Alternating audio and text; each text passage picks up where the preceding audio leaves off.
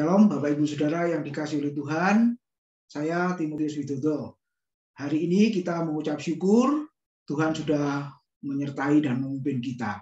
Saudara-saudara, sebelum melakukan aktivitas hari ini, mari kita merenungkan kebenaran firman Tuhan yang terambil di dalam kitab Hakim-Hakim pasal yang ke-6, ayat 1 sampai dengan ayat yang ke-8, yang berbunyi demikian. Tetapi orang Israel melakukan apa yang jahat di mata Tuhan. Sebab itu Tuhan menyerahkan mereka ke dalam tangan orang Midian 7 tahun lamanya. Dan selama itu orang Midian berkuasa atas orang Israel. Karena takutnya kepada orang Midian itu, maka orang Israel membuat tempat-tempat perlindungan di pegunungan, yakni gua-gua dan kubu-kubu. Setiap kali orang Israel selesai menabur, datanglah orang Midian, orang Amalek, dan orang-orang dari sebelah timur, lalu maju mendatangi mereka. Berkemahlah orang-orang itu di daerah mereka dan memusnahkan hasil tanah itu sampai ke dekat Gaza dan tidak meninggalkan bahan makanan apapun di Israel, juga domba atau lembu atau keledai pun tidak. Sebab orang-orang itu datang maju dengan ternaknya dan kemahnya, dan datangnya itu berbanyak-banyak seperti belalang. Orang-orangnya dan unta-untanya tidak terhitung banyaknya, sekaliannya datang ke negeri itu untuk memusnahkannya, sehingga orang Israel menjadi sangat melarat oleh perbuatan orang Midian itu. Lalu berserulah orang Israel kepada Tuhan.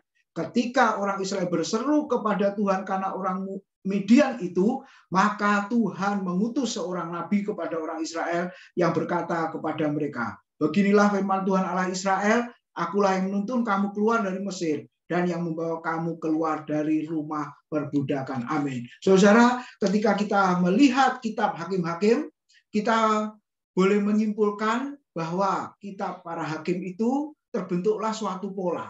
Pola yang seperti apa, saudara-saudara? Di situ dikatakan, kalau Bapak Ibu baca mulai di pasal awal, di situ dijelaskan tentang hakim dipilih oleh Tuhan, lalu ketika hakim dipilih oleh Tuhan, saudara, amanlah negeri itu.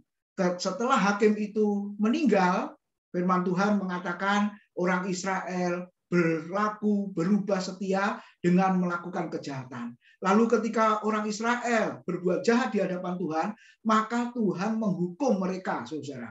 Nah, ayat yang kita baca ini tadi, saudara-saudara, Tuhan mengirim bangsa Midian, dan Alkitab mengatakan ketika bangsa Midian itu datang, maka orang Israel dibuat sangat melarat dan sangat menderita. Itulah akibat dari hukuman Tuhan. Setelah itu apa yang dikatakan Alkitab? Orang Israel berseru kepada Tuhan, berdoa kepada Tuhan, mohon pertolongan dari Tuhan. Dan firman Tuhan mengatakan Tuhan mendengar seruan dan doa dari orang Israel. Dan setelah itu Tuhan nyatakan kuasanya dengan mengutus hakim yang baru, saudara-saudara. Dan ketika hakim yang baru memerintah, maka Alkitab mengatakan amanlah negeri itu, saudara-saudara, selama hakim itu hidup. Dan setelah hakim itu meninggal, firman Tuhan mengatakan kembalilah orang Israel melakukan kejahatan. Kemudian terus pola itu berulang, saudara-saudara. Kenapa bangsa Israel kok terus seperti itu? Tidak hidup di dalam perubahan, saudara-saudara. Maka jawabannya ada di Hakim-Hakim pasal 17 ayat 6 dan pasal yang ke-21 ayat yang ke-25.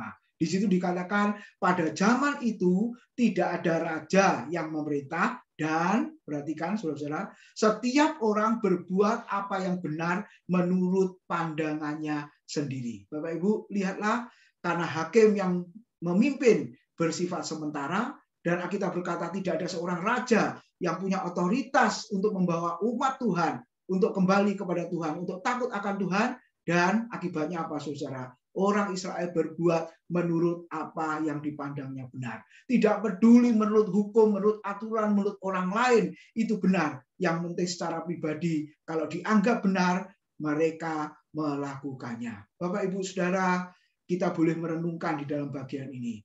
Karena tidak ada raja.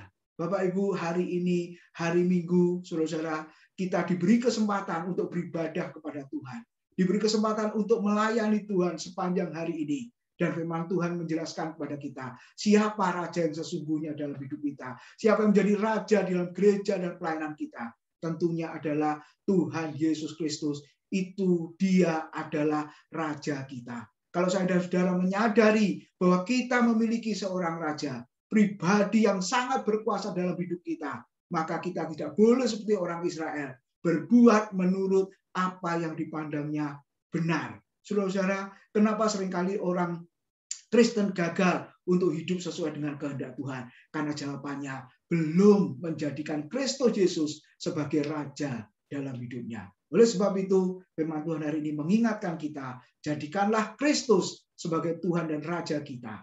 Sebab ketika dia jadi Raja hidup kita, dia akan memerintah, dia akan menguasai, dia akan mengatur hidup kita untuk kita berbuat, untuk kita hidup sesuai dengan kehendak Tuhan. Selamat pagi, selamat beribadah, selamat melayani Tuhan. Tuhan memberkati.